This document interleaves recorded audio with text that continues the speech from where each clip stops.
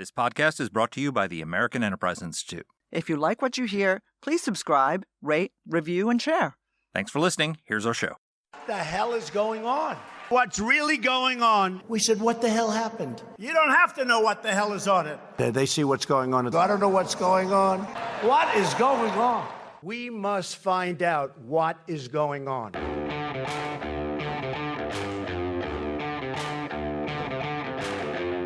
Hi, I'm Danielle Pletka. And I'm Mark Thiessen. Welcome to our podcast, our golden podcast. What the hell is going on? Well, what the hell is going on is it's back to the future because Trump is back in the White House. And if you're a new listener, you've never heard it. If you're an old listener, you know it well. We're back to our old all-Trump intro of what the hell is going on. It's very nostalgic for me because, gosh, this is our 300th episode. Alexa came up with that many, many moons ago. And then when Biden came in, we changed it to include him and some other folks. And now Trump era is back. And so the intro is back. And so is Donald J. Trump. And so is Donald J. Trump. That's exactly right. And boy, it has been absolutely striking how he has hit the ground running. If you remember back in 2016, he was this reality TV guy. He'd never served in government. He was surrounded by people who, he brought in a lot of not retreads, that's not fair, but a lot of people who had a lot more experience. And he ended up disliking them quite intensely, and we could talk about that. But this time, he knows how government runs. He knows what an executive order is. He knows how the bureaucracy works. And he has surrounded himself with people who are not necessarily experienced in government, but are very loyal to Donald J. Trump. It's been fascinating to watch. Yeah, he knows a lot more than he did. So this is 8 years ago. He's been in this game now for 4 years in the White House and 4 years outside of the White House running for the presidency. I remember when I was in Mar-a-Lago with him the day after the second assassination attempt, and we were talking about Afghanistan, and he was talking about how he would have never given up Bagram Air Base. And I said, why is that? So you would have listened to the commanders and kept 2,500 troops there? And he said, well, of course, because it's only so many miles away from the Chinese nuclear program. It's like that's something that Donald Trump in 2016 would have never known. He just has knowledge that you get when you're receiving the PDB every day for 4 years and immersed in these things. So it's going to be in many ways a very different Trump presidency. The other thing that's striking, Danny, is we've gotten used over the last 4 years to a sleepy 10 a.m. to 4 p.m. presidency with nap breaks in between. And it's almost disorienting the speed at which he is moving. I mean, he's had 2 press conferences. He did his inaugural address, then he did a rally speech in the Statuary Hall to his supporters who were in the overflow room. Then he did the rally in Capitol One, which was supposed to be the parade, but it turned into be a rally and a bill signing. And one of the things that I thought was stunning about that bill signing, you and I are sort of, old Washington hands. And so we know most Americans don't actually get to see a bill signing or an executive order signing. It happens in the Oval Office, in the Rose Garden. The pens are handed out to the dignitaries, to the senators. They get framed and put on the walls of lobbying firms around Washington, D.C. Here's Donald Trump doing a bill signing in front of tens of thousands of MAGA-clad supporters, and then he gets up and starts throwing the pens into the audience like drumsticks at an AC/DC concert. I mean, if that doesn't describe the political moment we're in, I don't know what else does. Look, he understands the theater of politics now, I think, far better than he did. And I'd like to say he's more self-controlled. I don't think that's true. But what was fascinating to me, or what has been fascinating to me, is to watch how the public, and I mean everybody in this instance, has adjusted to the idea of the Republican Party and Donald Trump. Where we came in 2016, there was this exhausting resist movement, this sort of national sense of denial. He could never have won. He shouldn't have won. He beat Russia.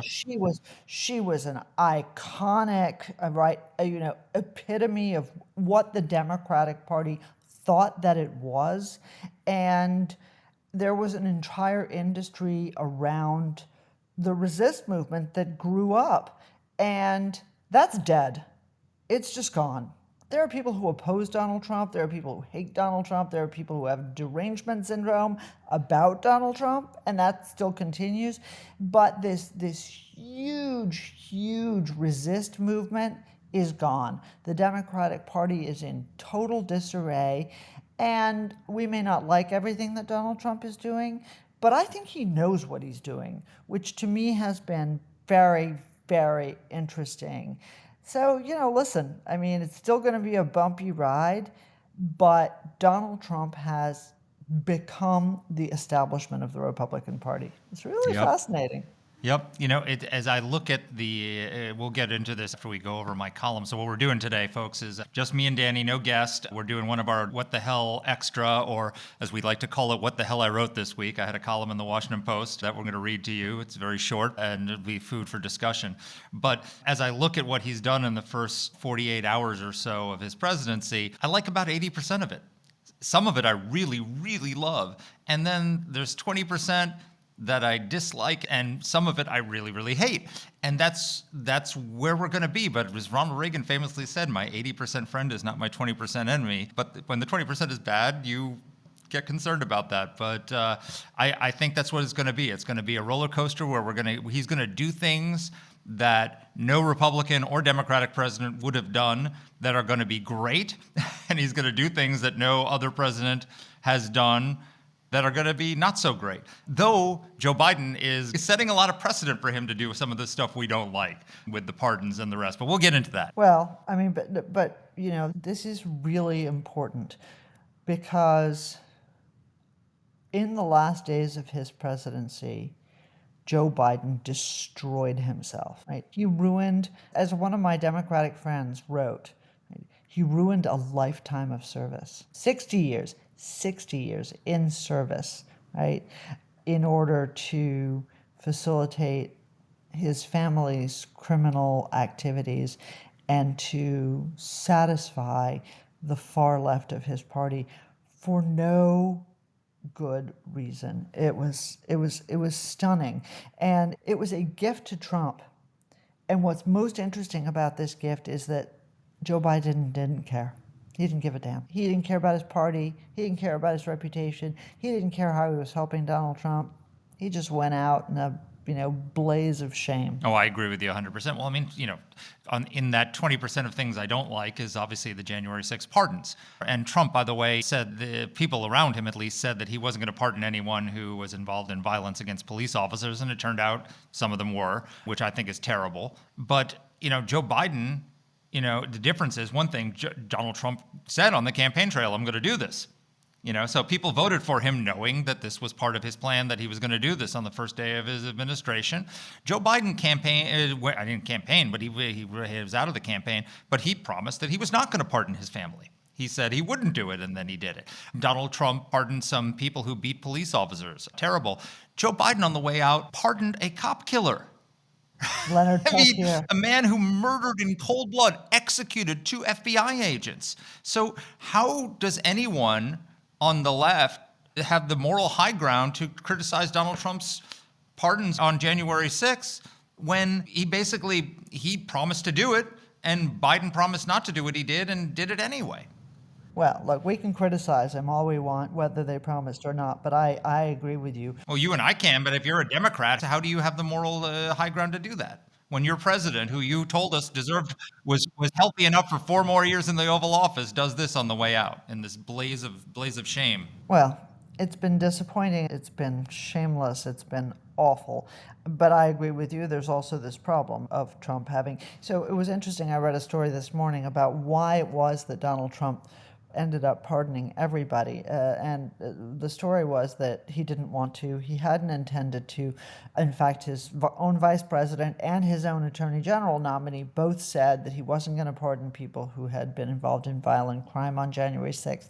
And then it became so complex, so difficult to figure out who was who, what was what, and they had not done that in advance. And so he just said, forget it. In fact, the quote was, he said, fuck it, let them all go.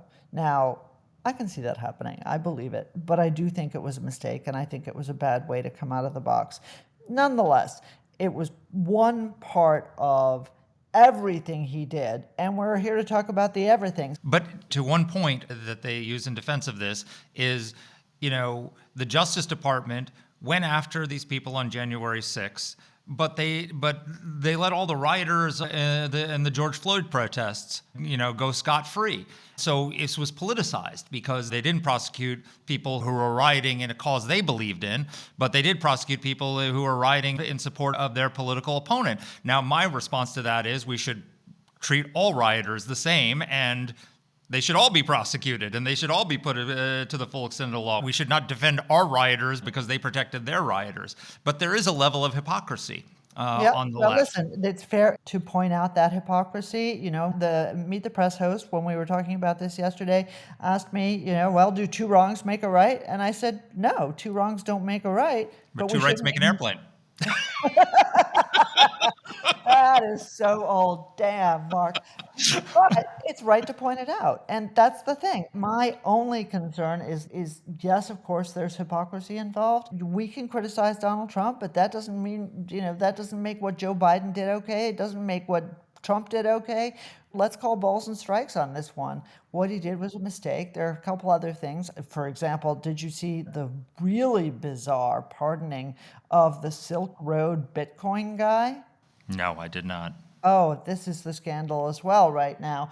Again, a real libertarian cause célèbre, because this is a guy who created a site called the Silk Road on the dark web that did well over 100 million in drug trafficking and money laundering. He was sentenced to life in prison, and Donald Trump pardoned him. Well, at least he didn't pardon the Haktua girl.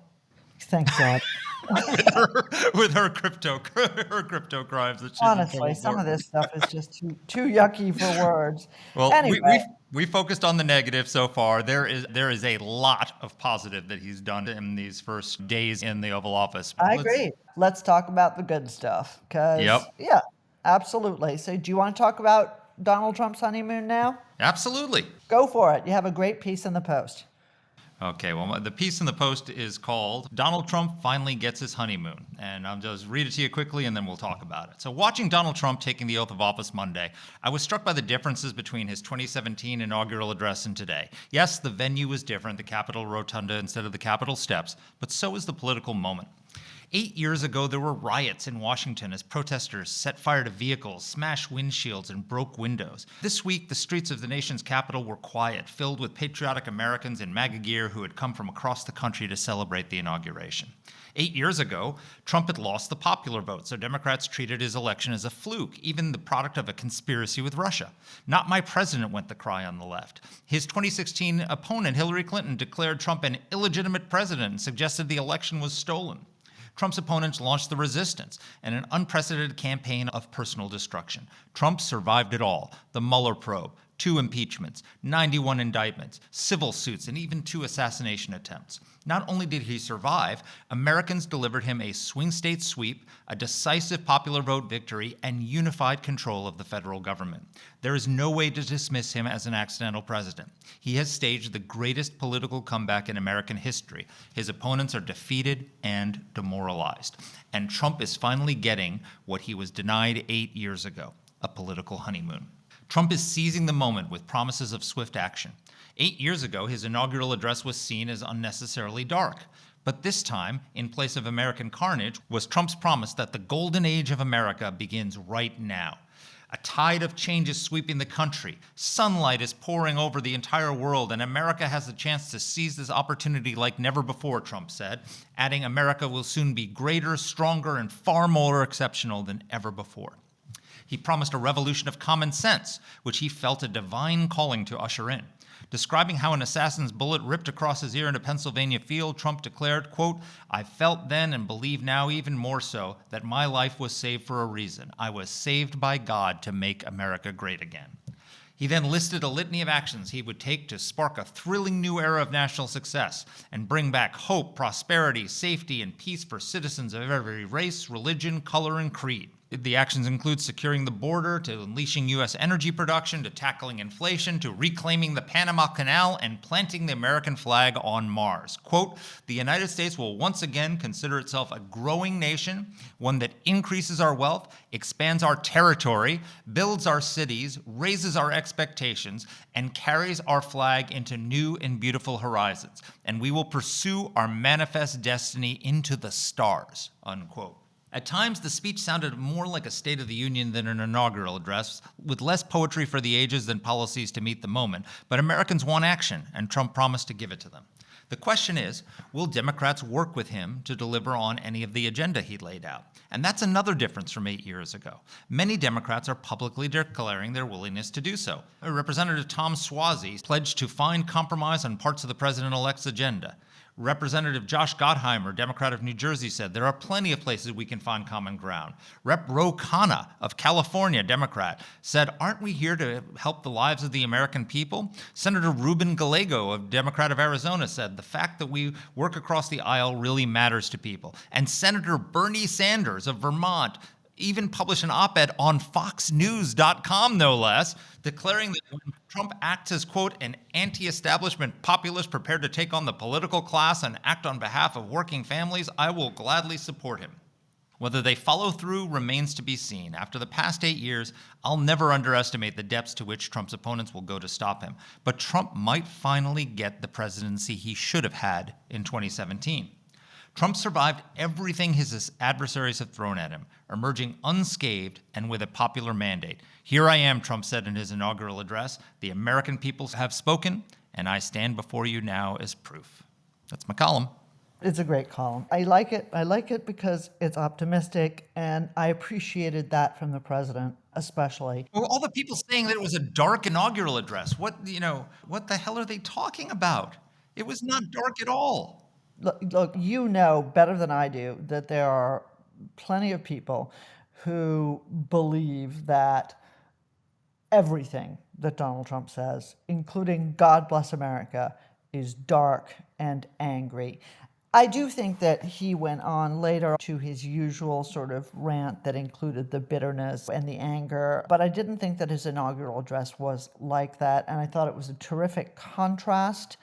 I want to underscore, there are things I'm really not going to like, and there's a bunch of personnel I really am not excited about, but I appreciate the fact that Donald Trump doesn't feel like he has so much to prove anymore. I feel like the fact that he has been affirmed by the American people, especially with the popular vote, is something that resonates a lot with him, and that's a good thing. It really is. So let's just talk about some of the things that he's done in the first 24 hours that we'd like. Ben put together a list of his executive orders. Honestly, I don't need the list because I've read through the list. There's stuff there. It goes from the sublime to the ridiculous, but there's stuff there that's terrific. First of all, ordering federal employees back to work. Can Love you it. guys imagine? I would love to know how our listeners feel about the fact that 6% of federal employees were coming into the office. Traffic in D.C. is going to suck now. It already sucks. Because our roads are so terrible, because nobody maintains anything in the nation's capital. There's that. Because what do we have to prove to the world? Capital of the free world, world's most embarrassing airport, world's most embarrassing roads. But hey, who cares? But one of our colleagues has a spouse in the federal government, and so she was ordered back to work, which is completely appropriate, and accepted that completely appropriately. But apparently many of the people who work for her no longer live in the District of Columbia. That's exactly And right. This back to work order has been an upheaval. Well, what's amazing about it is, so in the federal government, your pay, in addition to like the base pay, is also, they take into account the cost of living where you are. So if you're a federal employee in Indiana, you get a certain set of pay. And if you're a federal employee in DC, which is a very expensive place to live, you get a supplement in your pay to cover that. And so what these people have done since COVID, a lot of them, is they just remote work with their DC jobs, but they're remote working from the heartland of America, from cheaper places to live, and they're just pocketing the money. So it's been a massive, I would love to see someone calculate how much money, taxpayer money, we're talking probably billions and billions of dollars that have been scammed and effectively stolen by these people, remote working from inexpensive places and taking their DC salaries because they technically have a desk in DC that they never come into. Yep. And so, yeah, no, listen, these are our tax dollars. There are, I think I've told this story on the podcast before, but, my two Afghan little girls who I've been trying to help get their parents out of Afghanistan, they got a call from the State Department at a certain point, and someone answered the phone who didn't speak English, took down a wrong number. So I undertook to call the State Department to try to figure out who had called them and what they wanted to say. I called every single number in the Bureau of Consular Affairs. No one was at work. I share this with a bunch of people around DC. Everybody says the same thing. No one answers the phone at the State Department. No one answers the phone anywhere in the federal government. These people work for us. Just as you and I worked for the public when you and I were paid on the public dime, whether it was in the executive branch or on the Hill, we work for the people. And the idea that no one had to answer the phone to anybody was just appalling. So yay for that. Yay for abolishing all of the DEI offices. Yes. Yay for opening up federal drilling once again on the continental shelf in Arctic National Reserve.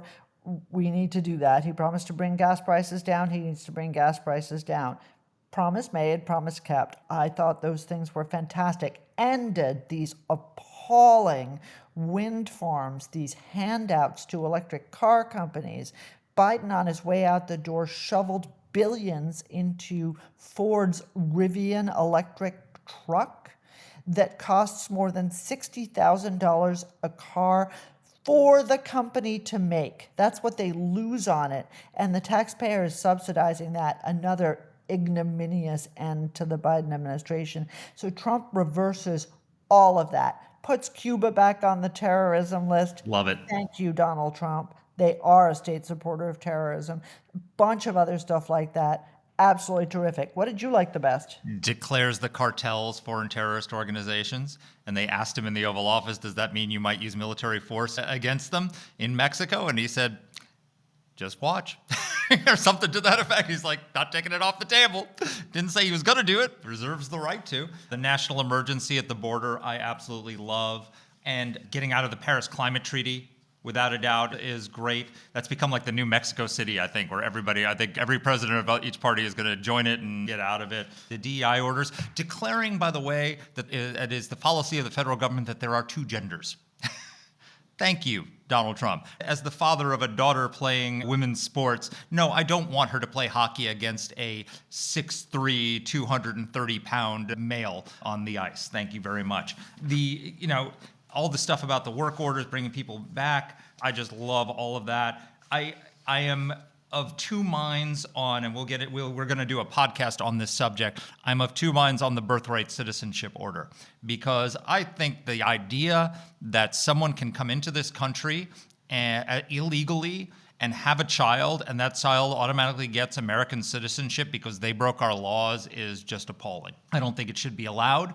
I remember years ago reading a story about how in the Marshall Islands, I think it was, that Chinese tourists would come. There was literally birth tourism where they had a hospital there, and people would come and have their babies in the Marshall Islands so that their children could become American citizens. They were coming legally, but they were there temporarily. And, so I don't know that there's a debate over whether the Constitution allows this or not. I think the majority of legal scholars we respect would argue that the Constitution doesn't prohibit this, and you'd probably need to amend the Constitution to stop this. But there is a legitimate debate about this, whether this is there or not. And so I want to understand this better, because I like the outcome. I'm not sure I like doing it by executive order, if that makes sense. Exactly. Yep, it makes a lot of sense. But listen, I want to underscore for our listeners that everything comes in context. If you're mad about the idea that Donald Trump believes that by executive order he can change the constitutional provisions on the birth of citizens, I know where you're going. You should also be mad that Joe Biden announced, as he was leaving office, that the Equal Rights Amendment has passed and is part of the Constitution.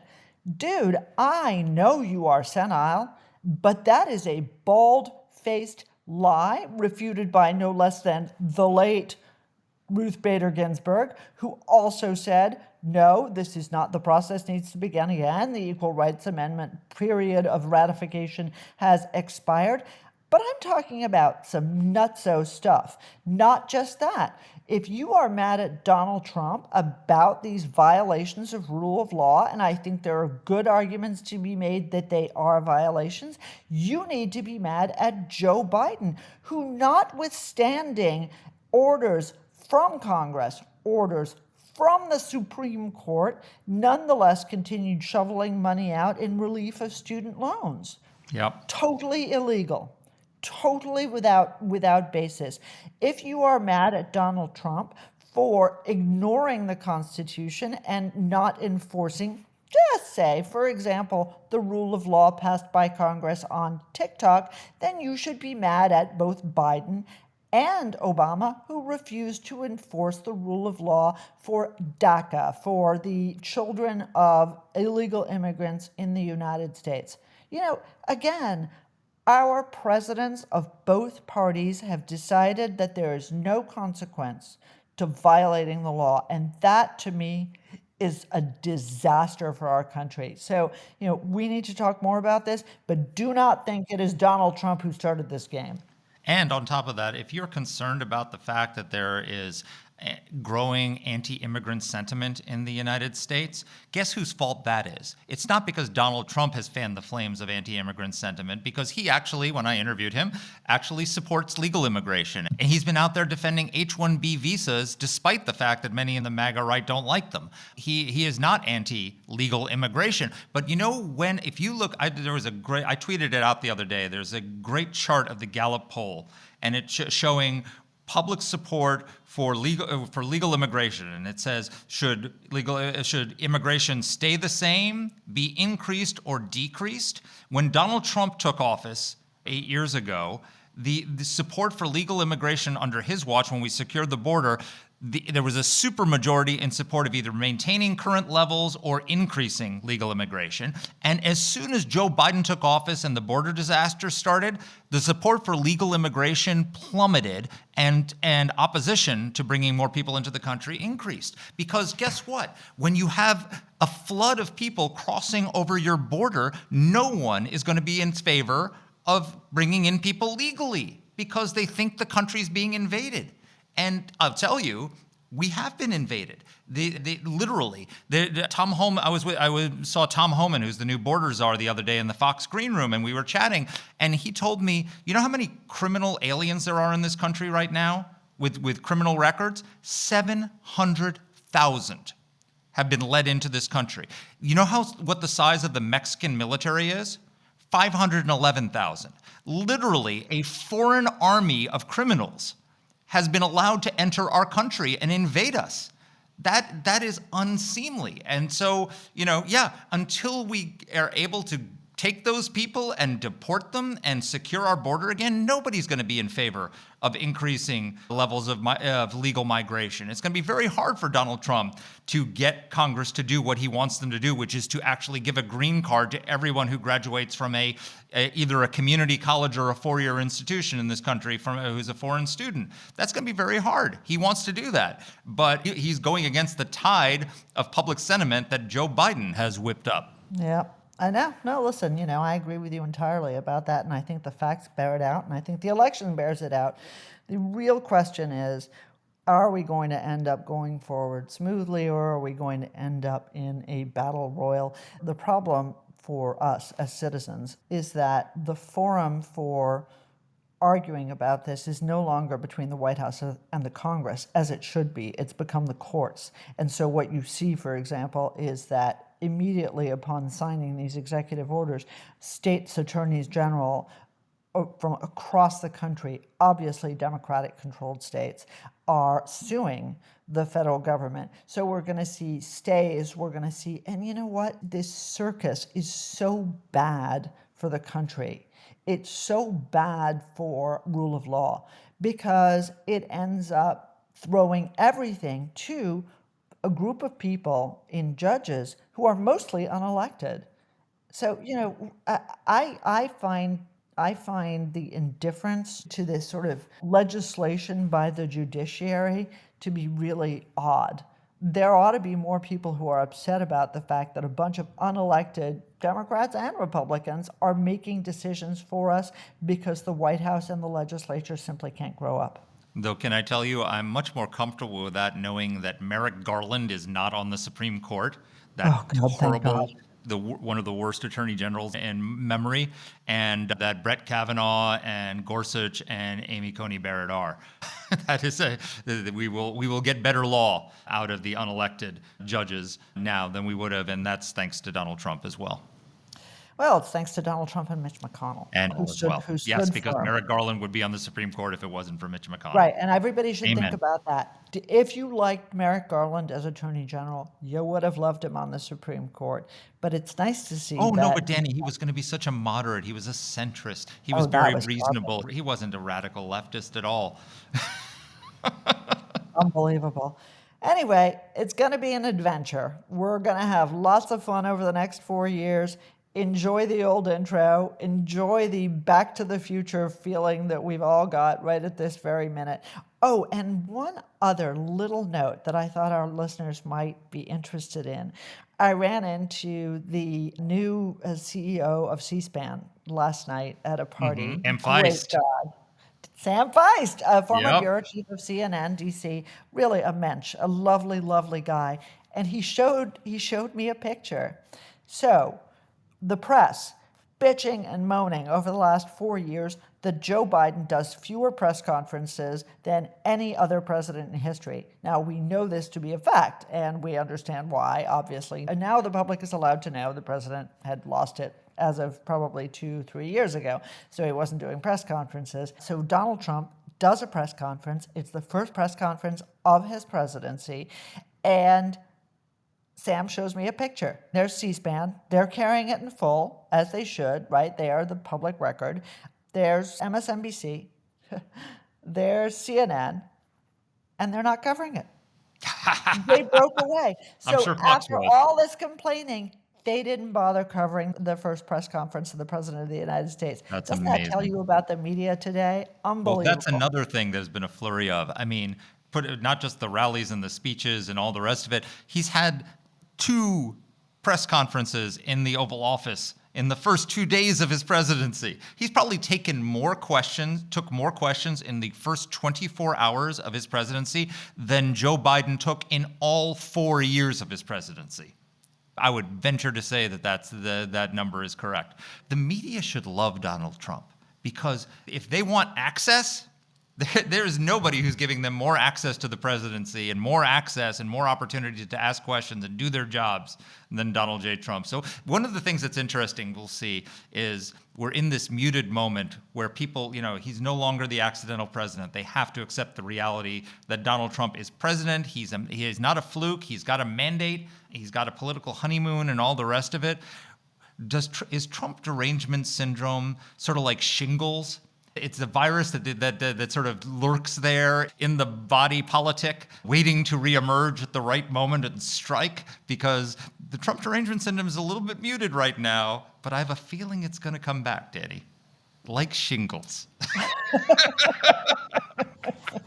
Sorry to everybody who's suffered from shingles, because, that stinks. This Yeah. stinks too. I've had my Anyway, first folks. vaccine, and I haven't gone back for the second because the first one's so bad. I got to get it done. Oh my God, same. I'm told one helps. Everybody, we're old. Take care. Stay tuned. It's gonna be a bunch of good times. I don't think either of us need our TDS vaccine yet. Oh my God, not yet. Soon though. Take care. See you next week. Let us know what topics you'd like us to cover. You can get in touch with the show by emailing us at whatthehell@aei.org. Or you can reach us on Twitter. I'm at @dpletka. And I'm at Mark Thiessen. That's Mark with a C. Please rate and review the podcast. If you like the show, please subscribe, share it, comment on Apple Podcasts, or wherever you're listening to this. Thanks for listening.